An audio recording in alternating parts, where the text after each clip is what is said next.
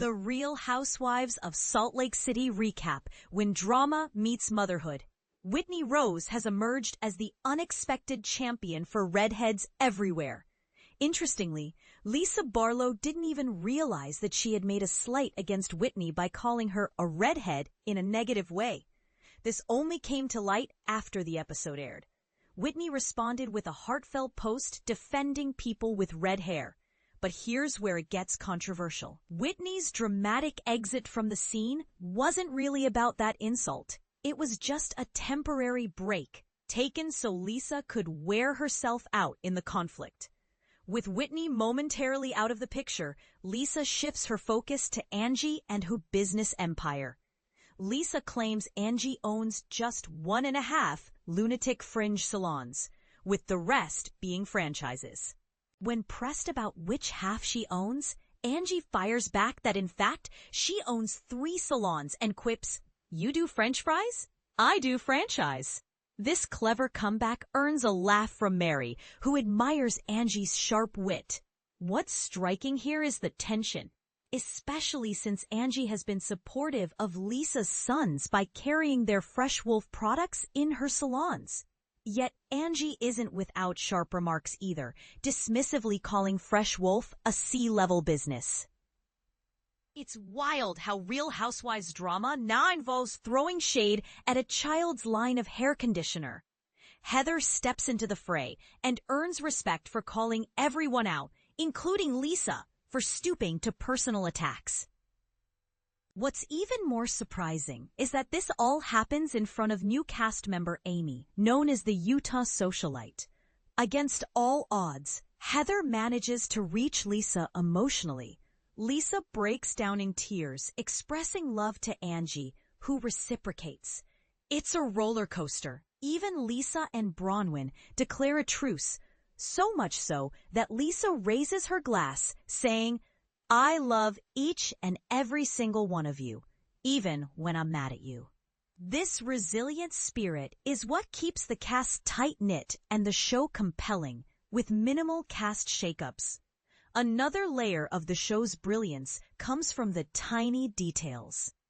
For example, a seemingly inconsequential scene shows Heather and Mary having lunch, where Mary casually jokes tequila tastes like hospital. This is a callback to the very first episode where she told Jen Shah she smelled like a hospital, and philosophizes about how smell influences taste, including a bizarre mention of farts.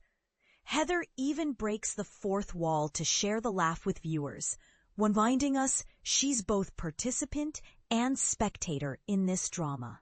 A small but memorable moment that stood out was Bronwyn's less than graceful arrival to a meeting with Lisa, driving over a curb. Fortunately, the conversation went smoother than the parking. They revisited the root conflict, Lisa's connection to Gwen's paternal grandparents, and how issues spiraled from there. Both apologized for their parts in the mess, for personal attacks, digging for dirt, and vowed to move forward. However, tensions remain between Lisa and Angie. Angie tells Heather a story about Lisa's assistant suddenly showing up at Lunatic Fringe to grab all the Fresh Wolf products, escalating their business feud. The entertaining exchange continues over text. Lisa offers to send cleaners to Angie's salon, snidely suggesting it's dusty. Angie fires back that her salon isn't dusty. Instead, Lisa's products are, having sat on shelves for 2 years. Lisa retaliates with a cryptic barb about Angie borrowing money for a vacation on a credit card she shouldn't have, a claim Angie denies. This brewing business war promises more sparks soon. Meanwhile, Mary and her cousin Big Joe visit her church, newly refurbished, reflecting on her complex, often painful history with her estranged mother, who recently passed away. For newer viewers, Mary's background involves marrying her step-grandfather to inherit the church, an arrangement her mother contested. This candid conversation about family turmoil brings a sense of closure.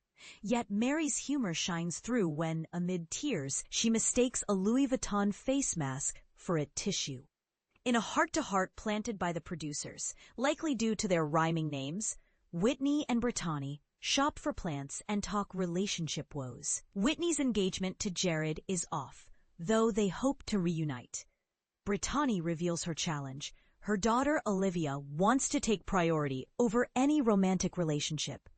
Whitney, visibly shocked, tries to counsel Britani to put her child's needs first, even if that means hitting pause on romance. Whether Britani really takes this advice to heart remains to be seen. It doesn't seem Jared is going anywhere yet.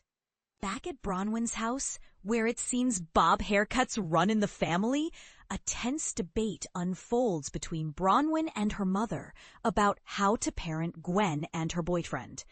Bronwyn advocates for open honesty, wanting to avoid secrets and sneaking around, but her mother believes a stricter, more secretive approach is better.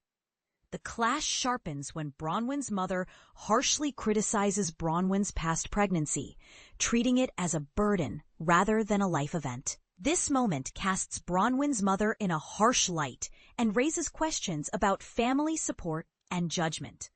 Is this really the best way to handle parenting conflicts?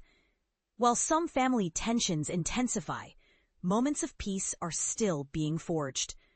Meredith and Angie reconnect, but Angie uses the meeting to vent about Lisa, revealing that Lisa once encouraged her to dig up dirt on Meredith's family, something that shocks Meredith. Her facial expression suggests she's not sure what to believe, but it's clear this revelation sets up a looming confrontation with Lisa. So, the season keeps spinning its web of love, betrayal, support, and rivalry, all under the intense spotlight of motherhood and business ambitions. What do you think? Are these housewives just navigating natural conflicts, or is there something more calculated beneath the surface? Do you side with Lisa's fiery defense of her family, or Angie's savvy business mind? Drop your thoughts below. Let's get the conversation started.